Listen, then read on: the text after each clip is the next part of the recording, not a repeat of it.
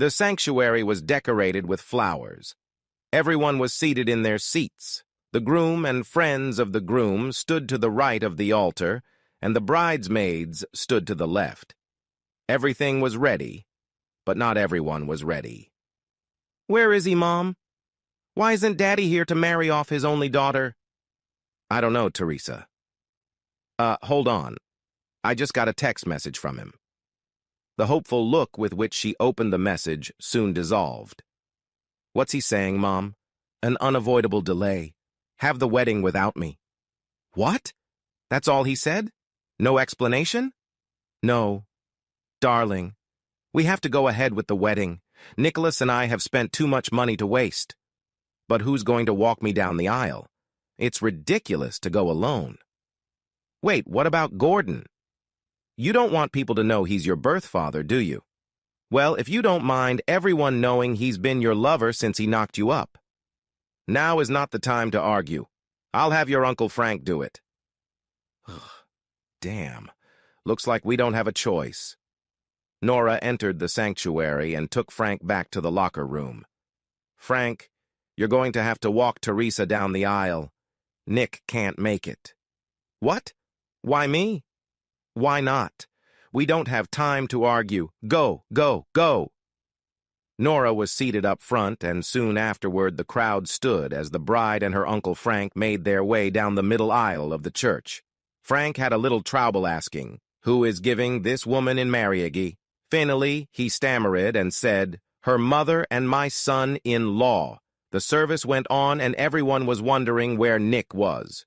When they reached the ring exchange ceremony, a man walked down the aisle with several large manila folders under his arm. Silence reigned in the room. Standing in front of Nora, he held out one of the folders to her. "Nora Dexter, you have been served with a petition for divorce on the grounds of adultery. It is alleged that you had a long-term affair." She was handed one of the envelopes. Nora stood there in shock.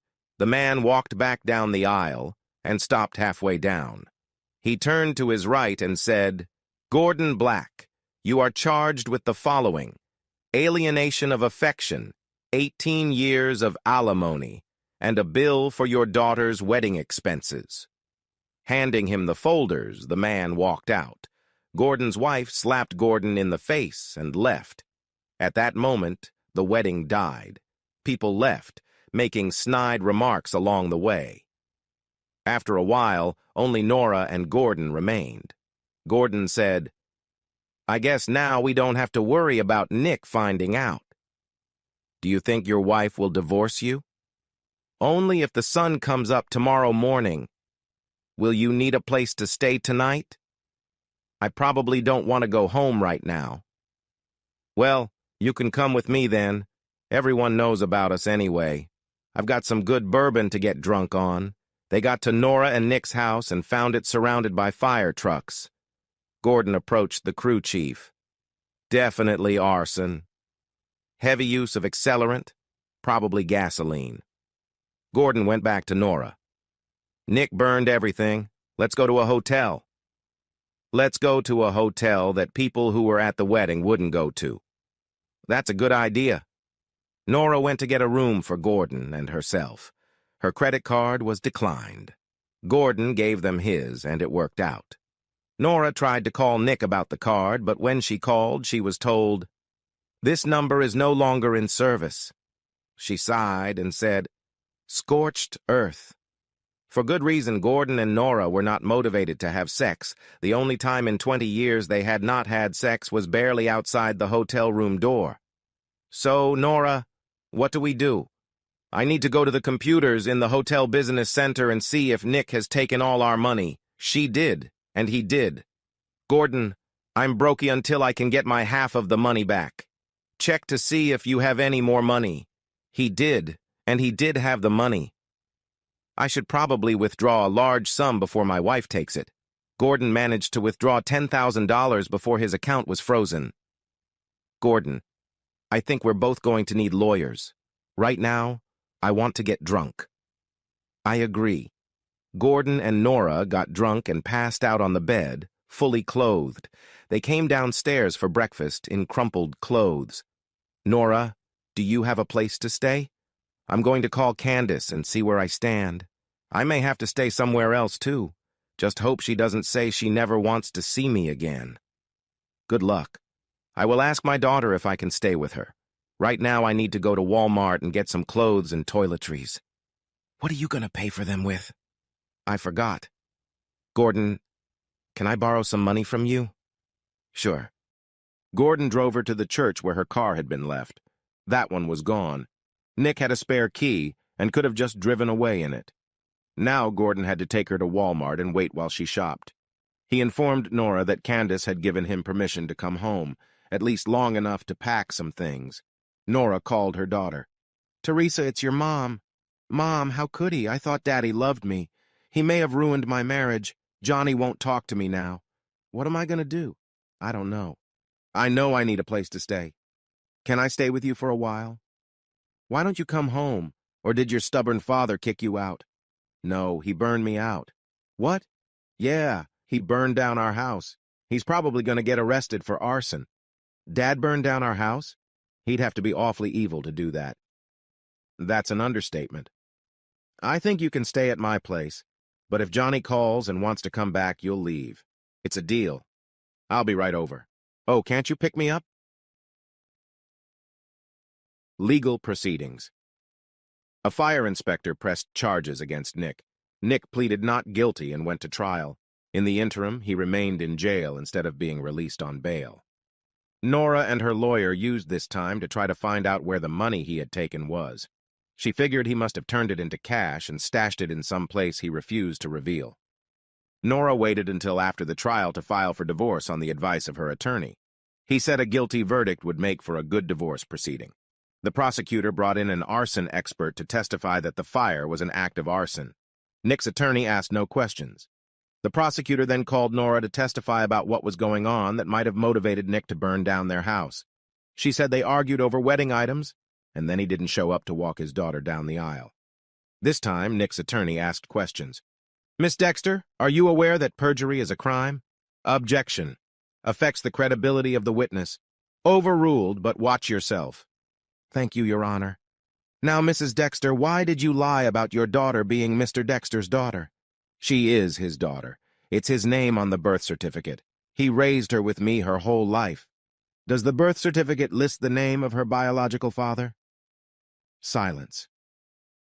No. There was a murmur from the crowd. Whose name should appear on the birth certificate as the father? Gordon Black. How long have you and Mr. Black been hornswoggling your husband?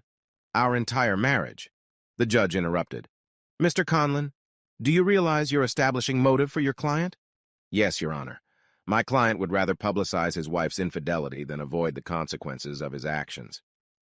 If that's the case, I find Mr. Dexter guilty of arson.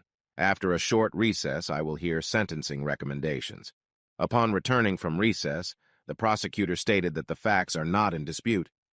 Mr. Dexter intentionally set fire to the house he shared with his wife and, until recently, his daughter. Almost all of Mrs. Dexter's belongings and some of Miss Dexter's belongings were destroyed. Since insurance does not cover arson, the only satisfaction she can get is to send her husband away for as long as the law allows. She will sue him for divorce and compensation for all she has lost. Nick's attorney spoke up. My client burned down his house? Yes. But the key word is that it was his house. The deed to the house was not in his wife's name. All of her and her daughter's belongings are in plastic bags in a storage unit, the key to which I'm handing over to her attorney right now. Your Honor, we ask you to consider what would be the normal reaction of any man learning that his wife had sex with another man before and throughout their 22-year marriage. This illicit sex resulted in the birth of a baby girl that his wife and later his daughter deliberately passed off as his own. Their divorce and related litigation will decide the equitable division of property, but since there is no substantial loss of property on Mrs. Dexter's part, we believe Mr. Dexter should receive the minimum penalty. As he left, Nick said to Nora, See you in divorce court. Divorce. Coming into the divorce hearing, Nick looked good. He had been working out, and it had helped him lose pounds and tone his muscles. Nora, on the other hand, looked terrible. Gordon made a deal with his wife that they would stay together. It turned out that Gordon's wife had also been unfaithful. They agreed to forgive each other one last time, but Candace was to control all the money from now on. He moved back home. Nora suffered financially and socially. The divorce was her chance to get back to normal. The money Nick owed her would give her a chance to rebuild, perhaps in another city. Your Honor, Mrs. Dexter is demanding half of all assets that were in their accounts, based on a list of all assets from 6 months ago. She's demanding half of what Mr. Dexter made from the sale of the land on which their house stood. In addition, she is demanding alimony of $2,000 a month for 5 years. Mr. Stevens? My client was cheated on by his wife and her lover for over 20 years. My client was led to believe that the child his wife gave birth to was his. He loved that child and had been an exceptionally good father for over 18 years. It wasn't until he overheard a conversation between his wife and daughter the day before their wedding that he learned that his wife had been tooting his horn for his entire marriage. We have the tape for replay. Objection. Neither my client nor her daughter authorized the recording. This isn't criminal court. Family court has more lenient rules. I'd like to hear the tape. Yes, Your Honor. The tape. Mom, you know what would be cool for the wedding? Honey, we're already over budget. It's not going to cost anything. Okay, what would be cool? If both of my dads walked me down the aisle, Gordon and Nick. She giggled. Are you out of your fucking mind? I spent 20 years carefully making sure Nick never found out. Even poor, gullible, ignorant Nick might guess if you did. No, it's too big a risk. If the risk of fucking Gordon for over 20 years is worth it, why not just leave Daddy for Gordon? Because your dad's a great husband and father. He's the everyday man I want to come home to. Gordon, on the other hand, is the man who comes around every once in a while to give me sex. It's simple. I like Nick for marriage and Gordon for sex. That's not to say your dad's bad in bed, but Gordon's great. I've always wanted them both. I don't even know which one I'd choose if I had to. I wish I could tell my girlfriends that my real dad is Gordon. They all think Nick's a nerd. The tape stopped. The judge ruled that the wife would get an equal division of property, but reduced the child support to $1,000 a month and only for 3 years. Nick agreed. He had just received $250,000 from Gordon to settle all 3 lawsuits against him. He took that money to buy a condo near his work. A few months later. Dad. Sorry, Teresa. Gordon's not here. Dad, you know you're the only real father I ever had.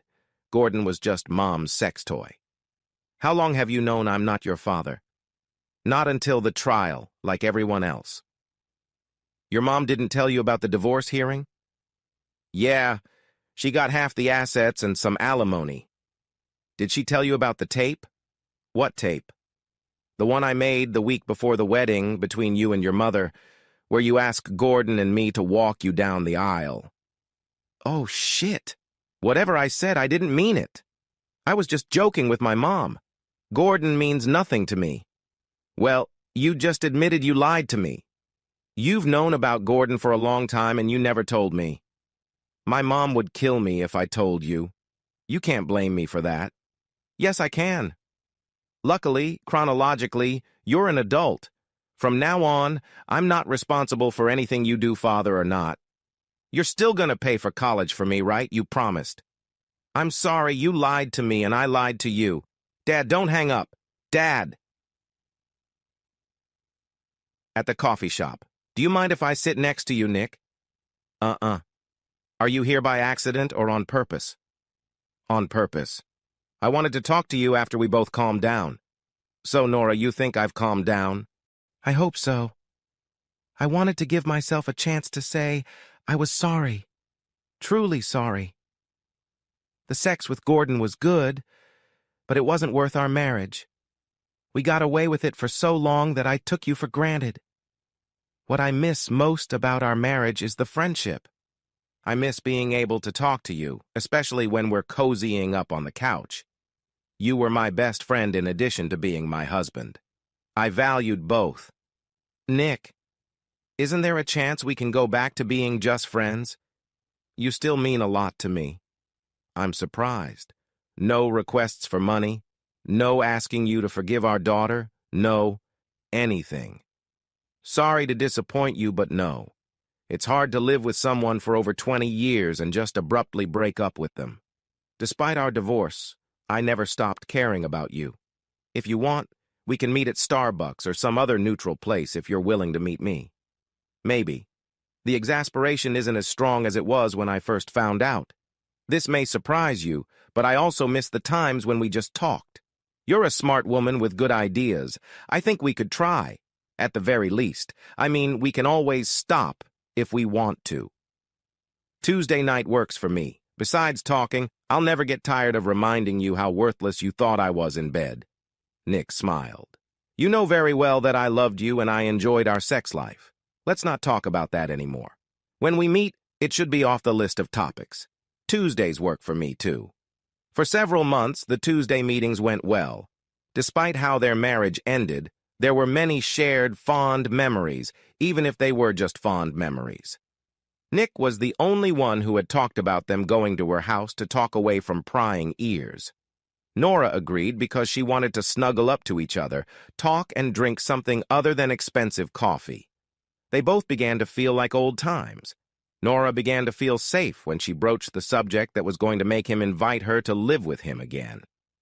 Nick, do you enjoy these weekly conversations and reminiscences? Yes, very much. I'm glad you offered to do it. You know what else would be fun? What? Nora felt it was time to take a risk. There's something else I've been missing. When we were married, after we talked, most of the time we'd go upstairs, take off all our clothes, and enjoy each other. Can we do that tonight, please? Nick thought about the suggestion for a moment, then smiled and said, Nora, go upstairs and get the bed and yourself ready. I, on the other hand, will prepare drinks for us and be up shortly. Yes, dear. She ran up the stairs. Nora was almost ecstatic. Her plan to slowly entice Nick had worked. Once she convinced him that he could satisfy her sexually, they would be together again. She decided not to wear the nightgown, no matter how sexy it looked. She threw off her clothes and lay on the bed, inviting him to enjoy her body. She waited and waited. Something wasn't right. She threw on a robe and went downstairs. Nick, where are you, honey? There was no answer. Nora saw something on the kitchen table. It was a note. Imminent delay. You don't have to wait for me. You can go fuck yourself.